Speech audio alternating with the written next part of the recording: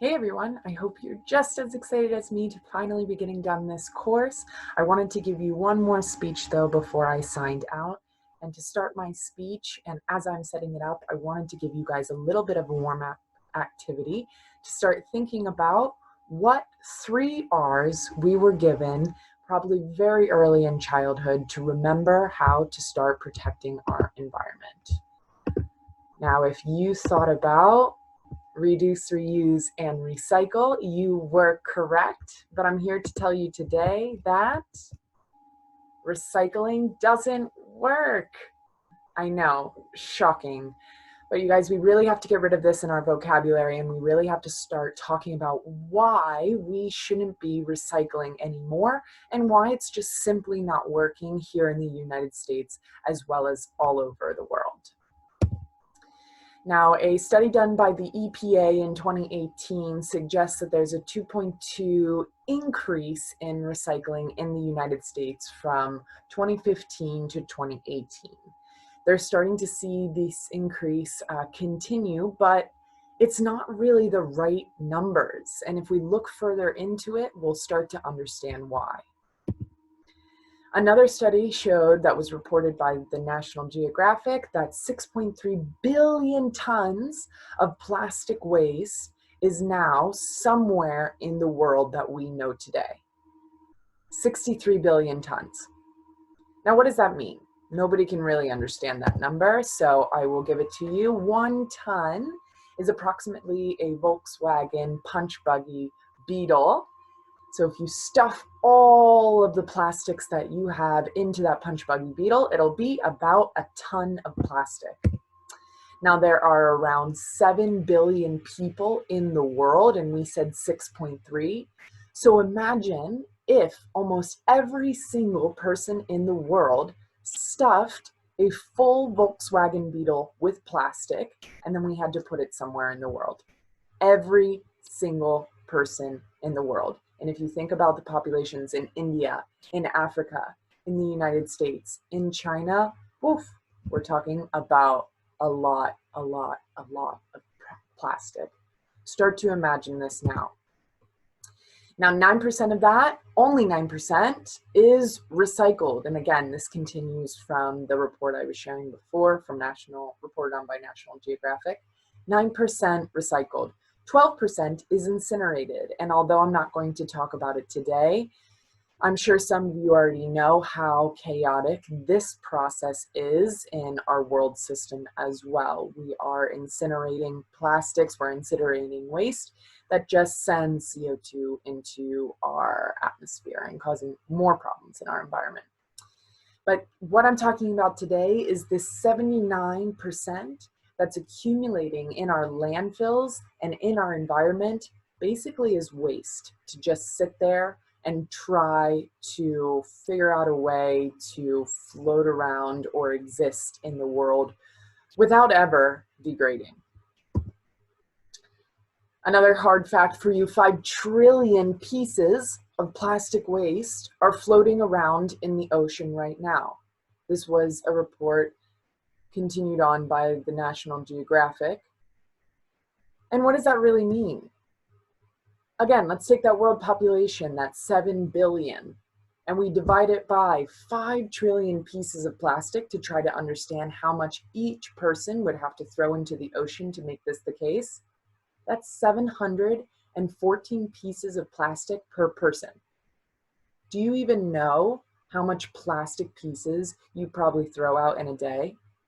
In a week, in a month? Do you think it's 714 pieces? Probably not. So that means an accumulation of many months that each person has thrown into the ocean, and it's floating around there now. Now, to give you more of an example of what that could look like, 1 million plastic bottles are sold per minute. Philadelphia, our 5th largest city in the United States, where I'm currently living, has about 1.6 million people in our population. So imagine 1 minute, let's say the next minute, we sell a plastic bottle to every single person. They then take that bottle and they throw it in a landfill or in the ocean. These are the realities of how much we are consuming plastic and how much it's just accumulating and simply not going away. Now, what am I trying to do? Am I trying to scare you? Kind of, not really. I mean, I'm trying to give you guys an idea of what this amount means now. For so long, we've been talking about plastics and getting rid of it and recycling it and doing something about it. And it's simply not working. So what we're going to do is we're going to cut it out of our vocabulary. Recycling doesn't work. Recycling doesn't work. Now, let me give you the background of why this doesn't work and why we got to this point.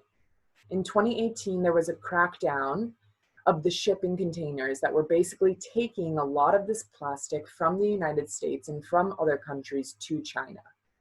When it would go to China, they had facilities that would sort and organize these plastics and break them down to reuse in their economy. It actually was a very big international economy as well, because we were selling these products to them, they were dealing with them, and we were getting money in return. Because of this, we didn't need to build up our recycling facilities. We didn't need to educate people on how to do it correctly, because it would go on a boat and it would be completely shipped off to China. Out of sight, out of mind.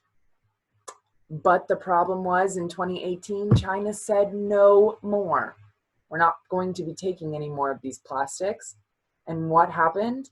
A lot of these plastics started accumulating at the ports, at the warehouses around the United States. And there was nothing we could do. Our facilities were lacking in the technology to be able to deal with it. We also found that people in the United States at that point, because we were way more aware of what we were producing, we were doing something called theoretical recycling. Basically, they were throwing whatever plastic they thought they had into the recycling bins, hoping that this would be sorted out in the proper way. Plastic straws, plastic bags, plastic utensils, plastic yogurt cups, plastic takeout containers, and diapers were all placed in the plastic recycling bin, either incorrectly or in a bin where they would be shipped to a facility that couldn't handle them. It got stuck in the machinery, and a whole batch of recyclable materials that probably could have been recycled would no longer be. And you know where that went? Into the landfills. Have you ever seen a picture like this? Another study showed that 30% of contamination in these landfills and in these recycling facilities were because of non-recyclable trash in the recycle bin. Americans have been known to throw trash and just hope that somebody's going to sort it for them. It doesn't happen. They collect that trash, that recyclable material, and anything else in between, and they put it on a shipping container that then is now being shipped to low economic countries where it can go to be landfilled. What low economic countries are we talking about? Bangladesh, Laos, Ethiopia, Senegal, the Philippines. Huge mounds of trash are collecting in these cities, in these towns, in these countries where they don't have processing facilities. So what does it do? It just sits there. This is Sheila. She lives in Venetian City in the Philippines. It's one of the largest cities in the Philippines, and it's also called the Trash City. It's because it's by a port that the United States and other countries send their trash and their recyclables to. They take those recyclables and those trashes off of the ships and put them directly into their city, where kids are running around, where people are constantly living their lives and trying to deal with this plastic and with this trash. There's a facility nearby. And what do to try to get rid of all this trash? They incinerate it. They try to burn it. And that's their way of breaking it down. Sheila has been diagnosed with pneumonia 3 times in a row because of the clouds that come out of these factories. And she's not the only one.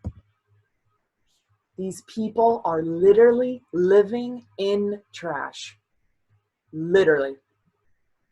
They have houses that are right next to the trash piles. They have roads that they can't drive a car on or they can't ride their bike on because it is literally filled with trash. This is our reality. This is what we're talking about. And I can imagine if it was your children who were getting pneumonia 3 times in a row, or if it were your streets that you couldn't ride a bike down or drive a car in, you would stop looking at this in the way of out of sight and out of mind. And you would want to do something about it just like I do. And so I'm hoping that these facts, this information can give you a little bit of a kickstart to push ourselves into a better mindset about what we're going to do in this world and for this world. Recycling doesn't work. So what do? In a TED Talk given by the founder and owner of the Plastic Bank, an organization that are helping lower economic countries to recycle, he told us to imagine an overfilling sink. The tap is on and the sink is filling up too much and the water is starting to go over the edge and spill onto the floor. You can run and grab towels or buckets or anything else to try to catch this water, but unless you turn off the sink, turn off the source, there's nothing else we can do. Please find a way to turn off the source and stop recycling in our lives. We are way overdue to be doing this. Thanks you guys so much. And I hope that you enjoyed learning a little bit more about our plastic waste.